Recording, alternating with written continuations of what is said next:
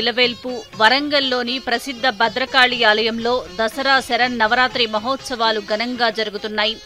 ఆషాఢ మాసంలో నిర్వహించే శాకాంబరి నవరాత్రి ఉత్సవాలకు ఎంతో ప్రత్యేకత ఉంటుందో దేవి శరన్నవరాత్రి మహోత్సవాలకు కూడా అంతే ప్రత్యేకత ఉంది. 9 రోజుల పాటు వివిధ రూపాలు అలంకారాల్లో అమ్మవారు దర్శనమిస్తారు. నవరాత్రుల్లో 5వ రోజున లలితా పంచమి పురస్కరించుకొని లలితా త్రిపుర సుందరిగా భక్తులకు దర్శనమిచ్చారు.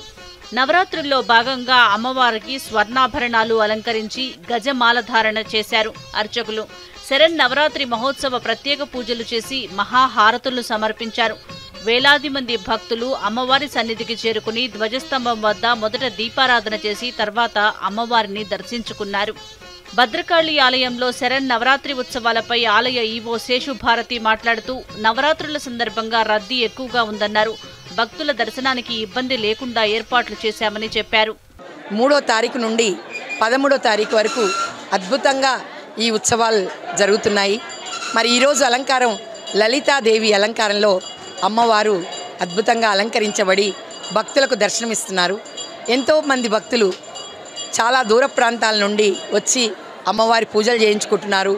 మరి హోమాల్లో పాల్గొంటున్నారు. నవరాత్రుల్లో అమ్మవారిని దర్శించుకోవటం ఆనందంగా ఉందని భక్తులు చెప్తున్నారు. స్థానికులే కాదు ఇతర రాష్ట్రాల నుంచి భద్రకాళి అమ్మవారిని దర్శించుకునేందుకు వచ్చామని భక్తులు తెలిపారు.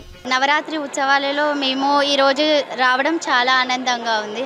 అసలు అమ్మవారిని రూపాన్ని దర్శించడం అసలు వరంగల్కు ఉన్న ఒక మాకు ఇక్కడ ఉన్నా కానీ నవరాత్రుల ఈ అదృష్టం దొరకడమే ఒక అదే అనుకోవాలండి.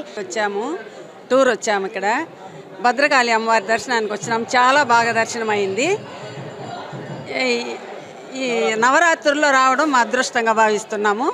చాలా 2 కళ్ళు చాలడం లేదు చూసేదానికి అమ్మవారిని. చాలా బాగుంది. చాలా బాగా దర్శనం ఇచ్చారు. భద్రకాళి ఆలయంలో పాడ్యమి నుంచి మొదలయ్యే ఈ ఉత్సవాలు ఏకాదశి రోజు భద్రకాళి భాద్రేశ్వరుల కళ్యాణ మహోత్సవంతో ముగుస్తాయి. కన్నుల పండుగగా ఈ ఉత్సవం సాగనుంది. కళ్యాణ మహోత్సవానికి భక్తులు భారీగా తరలివచ్చి దర్శించుకోనున్నారు.